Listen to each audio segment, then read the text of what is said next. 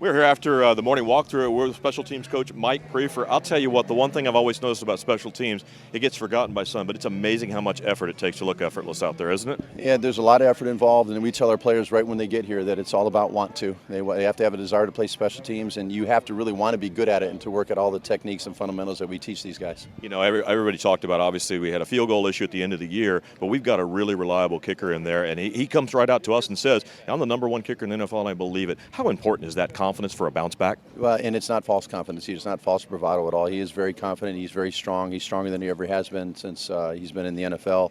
And I tell people all the time, we wouldn't have been in the position to almost win the game without him. You know, he had a great year for us. He made those 3 really tough kicks in that playoff game, and you know, we had one glitch, and we got to correct that glitch. We got to move on, and I think he's got the ability and the confidence to move forward from that. And you talk about that. You always hear about quarterbacks have to have a short memory. That's the case for kickers and punters as well. How do you work with them to make sure they put it out of their mind? Just step forward and just move on? Yeah, that's one of the things, or correct a mistake, and you know, if there's something small or little that we need to get better at and to work at, then we'll do that in practice. But you know, on game day, it might be something small, and we just tell them to move on. Whether it's a kickoff, a punt, or a field goal, PAT, anything like that. It's like any other position. You got to correct the mistake, and you got to move on and hope it doesn't happen again. You want to look at kickoffs. Obviously, it's about, from your perspective, it's got to be a strategy. Is it always kick it out of the end zone if you can, or would you rather hang it up and try to pin them inside the 20? Depends on the situation. It depends on the returner. It depends on how well we're covering kicks that day, or at that point in the year. And with the new kickoff rule, you know, you always want to give the ball at the 25. You're playing Aaron Rodgers, you give him an extra 5 yards every time. He's got a better opportunity to drive down and score. So we're going to have to pick and choose our spots, but you like to hang some of them high and a little bit shorter around the goal line and see what your cover team can do. I know you've been down to the stadium. Any problems the new stadium presents as far as getting used to? I know it's a controlled environment, but you got a little sunlight in there. It might be a little different. Absolutely. The sunlight, the shadows. You might have a situation where you know, you're looking up into the sun if it's a bright day. Yep. And I haven't figured that out yet because I was down there in about 3-4 weeks ago, and the sun's going to be different than it will be in September, October, November, and going forward. So that'll be the interesting thing. And then, of course, the turf's not real solid yet, but I think they're having a couple concerts. I'm a little sorry I'm missing both concerts, especially the Metallica concert, but that's okay. But no, I think the wooden platforms that they put below the stage and everything are going to push the turf down a little bit and harden it up a little bit, and I think that'll help. Have you checked Cincinnati and Seattle, see if Metallica's there?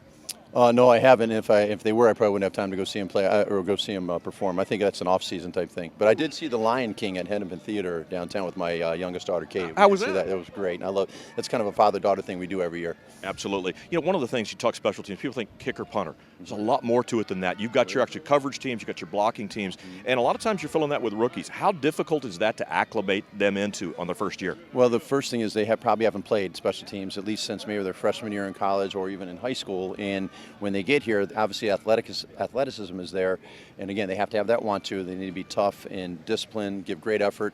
They have to be a tough guy, both mentally and physically. So, and what we do is in this stage of the season, the OTAs, the minicamp, and then into training camp has all been fundamentals and techniques. Our schemes are very simple right now. We just want to get them fundamentally sound. I tell them, I said, look, use the techniques and fundamentals that we're giving you, and then take what God's given you and put the two together, and you'll be a good special teams player. Well, you know, you've got the #1 kick return in the league in Cordero Patterson. But as a coach, do you have to say, hey, sometimes don't bring that out? What is his vision that he has to look at to say, I either take it or I take a knee? And again, we talked before, and it's our pre-play routine. He comes to me and says, where do you want me? 6 yards deep, want me to bring it out. Depends on, if it's a line drive kick. If he's going too far to his left or right, may have to take it in or keep it in the end zone. So now with the new rule, philosophy changes a little bit too. If it's a situation where we're down 7, there's 3 minutes to go in the game, we might want to be aggressive. Let's take it out depending on the score. But we never want to just give up the ball, give the offense ball at the 17, 18-yard line, because you take it from 8, 9 deep. Even with Cordero Patterson, it's hard to bring it out depending on the hang time. So it's going to be a situational thing for us this year, but Cordero does a great job of listening and paying attention. He's very coachable.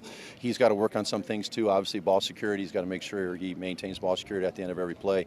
He's got to do a great job with his setting his returns up, setting his blockers up, and hitting the seam where we want him to hit it. So there's a lot of things he still needs to work on. He's still a young player. Final question for you. Obviously, punting, big part of the game. What are you looking for this year from Jeff Locke, and what have you seen in training camp?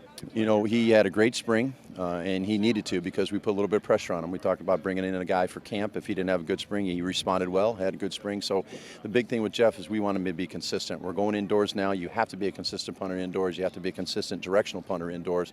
So, that's what we're going to try to look for. for, we are going to look for, and hopefully he gives us this preseason. And so far, he's answering that challenge. Yeah, we've had just two. He was very inconsistent the first day. He was up and down, and he had a good day the 2 days ago. And he's going to punt tomorrow night. And that's a big day, big night for him tomorrow night. In the stadium with the crowd, a little bit of pressure on him.